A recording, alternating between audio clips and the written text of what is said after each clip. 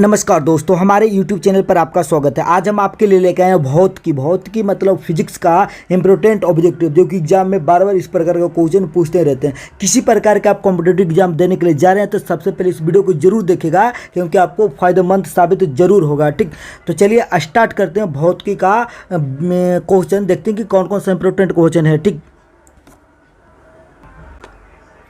देखिए पहला क्वेश्चन क्या कर रहा है कि प्रकाश वर्ष मात्रक, यानी कि प्रकाश वर्ष मतलब लाइट एयर किसका मात्रक है। तो याद रखिएगा दूरी का जो बड़ा मात्रक जो होता है प्रकाश वर्ष ही होता है, दूरी का ऐसा मात्रक है। ठीक, एक प्रकाश वर्ष बराबर होता है, यानी कि एक प्रकाश वर्ष बराबर कितना होता है। तो 9.46 × 10⁻12 किलोमीटर, 9.46 × 10⁻12 किलोमीटर। अब मीटर में बोलिएगा तो ऐसे बोलिएगा कि 9.46 × 10⁻15 मीटर। ठीक है, ऐसे। किलोमीटर में होता है 9.46 × 10⁻12 किलोमीटर। ठीक, एक पारसेक बराबर होता है, तो एक पारसेक बराबर होता है 3.26 प्रकाश वर्ष। 3.26 प्रकाश वर्ष यह होता है 3 × 10⁻16 मीटर। 3 × 10⁻16 metre, 3 × 10⁻16 metre. याद रखिएगा कि 3.26 प्रकाश वर्ष किसके बराबर, तो एक पारसेक बराबर। ठीक, अगला है कि लैंप की बत्ती में तेल, यानी कि कोशिकीय उन्नयन ऊपर चढ़ता, यानी कि लैंप की बत्ती में जो तेल होता है नीचे से ऊपर चढ़ता किसके कारण, तो कोशिकिक तत्व क्रिया के कारण, कोशिकिक ताव क्रिया के कारण है कि लैंप के बत्ती में कि तेल है कि नीचे से ऊपर चढ़ता है, तब वो लैंप में जलता है। ठीक, समुद्री तट पर वायुमंडलीय दाब होता है, तो समुद्री तट पर जो वायुमंडल का दाब होता है वह 1 वार होता है। 1 वार समुद्री तट पर वायुमंडलीय दाब कितना होता है, तो 1 वार। ठीक, 1 जूल बराबर होता है, तो 1 जूल बराबर याद रखिएगा कि 10⁻7 अग्र होता है, यानी कि जूल का छोटा मात्रक जो होता है अग्र होता है, मतलब सीधे से मात्रक उसका क्या होता है, तो अग्र होता है, और बड़ा मात्रक क्या होता है, तो जूल होता है। ठीक, तो याद रखिएगा कि 1 जूल बराबर कितना अग्र होता है, तो 10⁻7 अग्र होता है। ठीक, न्यूटन के प्रथम नियम को कहते हैं, तो न्यूटन के जो प्रथम नियम है उसको जड़त्व का नियम भी कहा जाता है। याद रखिएगा जड़त्व का नियम भी कहा जाता है। अगला क्वेश्चन है कि न्यूटन के प्रथम गति नियम से परिभाषा मिलती है, यानी कि न्यूटन के प्रथम गति नियम से किसका परिभाषा मिलता है, तो याद रखिएगा बल का परिभाषा मिलता है। न्यूटन के प्रथम गति नियम से किसका परिभाषा मिलता है, तो बल का परिभाषा मिलता है। ठीक, अगला क्वेश्चन है कि एक अश्व शक्ति बराबर होता है, तो एक अश्व शक्ति बराबर 746 वाट होता है। याद रखिएगा कि एक अश्व मतलब हो तो घोड़ा मत, और शक्ति मतलब पावर, यानी कि एक घोड़ा का पावर कितना होगा, तो याद रखिएगा 746 वाट होगा। कहा जाता है कि घोड़ा के पैर के पीछे खड़ा नहीं रहना चाहिए, नहीं तो अगर लताड़ी मारेगा तो समझ जाइए कि 746 वाट का झटका लगेगा, हौसला टाइट कर देगा जी। ये चलते याद रखिएगा कि एक अश्व शक्ति बराबर कितना होता है, तो 746 वाट होता है। ठीक, चंद्रमा पर सर्वप्रथम कदम रखने वाला व्यक्ति था, यानी कि चंद्रमा पर सबसे पहले कदम रखने वाला व्यक्ति कौन था, तो नील आर्मस्ट्रॉन्ग था। चंद्रमा पर पहुंचने वाला प्रथम अंतरिक्ष यात्री कौन था, तो लियोनिक टू जो था चंद्रमा पर पहुंचने वाला प्रथम अंतरिक्ष यान है। ठीक, किसी वस्तु को भूमध्य रेखा से ध्रुव की ओर ले जाने पर उसका भार क्या होता है, यानी कि वस्तु को भूमध्य रेखा से लेकर जा रहे हैं ध्रुव की ओर, किधर से, भूमध्य रेखा से ध्रुव की ओर लेकर जा रहे हैं, तो लेकर जाएंगे तब बढ़ेगा भार, क्या होगा, बढ़ जाएगा भार, बढ़ता भार है। ठीक, वर्षा की बूंदें गोल होती है, किसके कारण है कि वर्षा की बूंदें जो होती है वो गोल होती है, तो आज से याद रखिएगा कि पृष्ठ तनाव के कारण जो होता है वर्षा की बूंदें गोल होता है, पृष्ठ तनाव के कारण वर्षा की बूंदें गोल होता है। ठीक, नाभिकीय त्रिज्या का मात्रक है, तो नाभिकीय त्रिज्या का मात्रक जो होता है फर्मी होता है, फर्मी।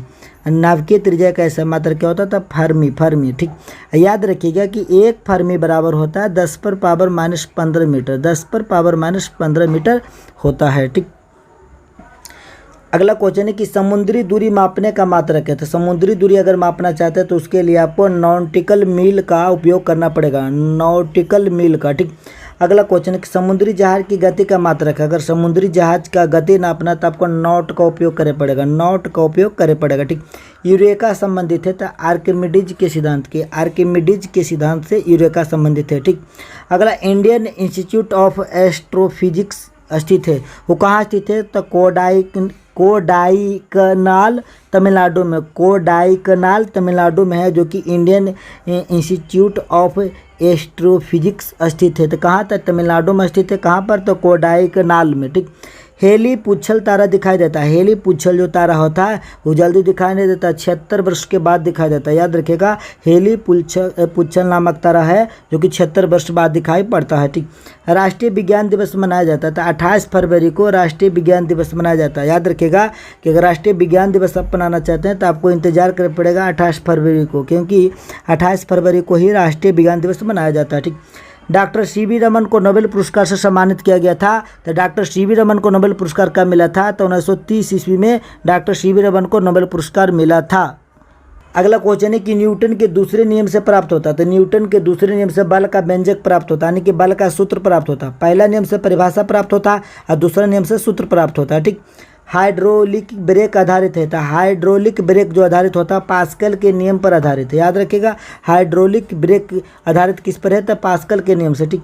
भूकंप की तीव्रता मापी जाती है। अगर भूकंप को तीव्रता आपको मापना है कि कितना तेजी से भूकंप आया था, तो रिक्टर स्केल का उपयोग कर आप भूकंप की तीव्रता माप सकते हैं। किसी नली में द्रव के प्रवाह की दर ज्ञात की जाती है, यानी किसी नली में द्रव कितना स्पीड से बह रहा है उसको आपको जांच करने के लिए बेंटूरीमीटर से लगाना पड़ेगा। बेंटूरीमीटर से प्राप्त पड़ जाएगा कि किसी नली में द्रव कितना स्पीड से प्रवाहित हो रहा है। ठीक। समुद्र की गहराई मापने का मात्रक है, तो अगर समुद्र की गहराई मापना चाहते हैं कि समुद्र कितना गड्ढा है तो इसके लिए आपको फायदम का उपयोग करना पड़ेगा। फायदम, क्योंकि फायदम से ही समुद्र की गहराई मापा जा सकता है। तो याद रखिएगा कि समुद्री गहराई मापने का मात्रक क्या होता है? तो फायदम। ठीक। द्रव का प्रवाह मापने का मात्रक है। द्रव मतलब कितना स्पीड से पानी बहाव हो रहा है, तो इसके लिए आपको क्यूसेक का उपयोग करना पड़ेगा। क्यूसेक से आप माप सकते हैं कि द्रव का प्रवाह कितना। ठीक।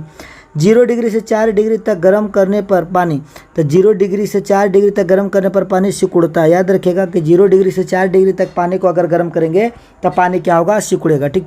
पानी का अधिकतम घनत्व होता है, तो पानी का अधिकतम जो घनत्व होता है 4 डिग्री सेल्सियस पर ही होता है। पानी का अधिकतम जो घनत्व होता है 4 डिग्री सेल्सियस पर होता है। और 0 डिग्री सेल्सियस से 4 डिग्री सेल्सियस तक पानी को आप गर्म कीजिएगा तो सिकुड़ेगा। क्या करेगा? तो सिकुड़ेगा। ठीक। अगला क्वेश्चन कि बैरोमीटर का पाठ्यक्रम एकांक नीचे गिरने से संकेत मिलता है, यानी कि बैरोमीटर का पाठ्यांक अगर एकदम लगातार लगे कि पूरा नीचे आ गया तो समझिए कि आंधी और तूफान आने वाला है। क्या आने वाला है? तो आंधी और तूफान। कब पता चलेगा? जब बैरोमीटर का पाठ्यांक एकाएक नीचे गिर जाएगा। तो बैरोमीटर का पाठ्यांक धीरे धीरे गिरने से क्या संकेत मिलता है? तो वर्षा होने का संकेत मिलता है।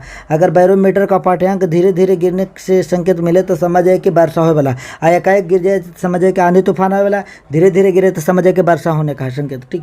बैरोमीटर का पाठ्यांक धीरे धीरे ऊपर चढ़ने से संकेत मिलता है। अगर धीरे धीरे ऊपर चढ़ेगा तो समझिए कि दिन साफ रहने का संकेत है, कि अब दिन साफ होगा, मौसम बढ़िया होगा। ठीक। पनडुब्बी के अंदर से बाहर की वस्तु देखने के लिए प्रयोग किया जाता है, यानी कि पनडुब्बी जो अंदर जाता है तो बाहर की वस्तु देखने के लिए क्या प्रयोग करते हैं? तो पेरिस्कोप का प्रयोग करके वो बाहर की वस्तु को देखते हैं। ठीक। सान्यता गुणांक का मात्रक है, तो सान्यता गुणांक किसका मात्रक है? पाएज का जो मात्रक होता है, सान्यता गुणांक जो मात्रक होता है किसका? तो पाएज का। ठीक। गैसों की सान्यता ताप बढ़ने से वो बढ़ेगा। क्या होगा? तो बढ़ेगा। याद रखिएगा क्या होगा? तो बढ़ेगा। ठीक। बढ़ती है, तो गैसों की सान्यता ताप बढ़ने से बढ़ती है। ठीक।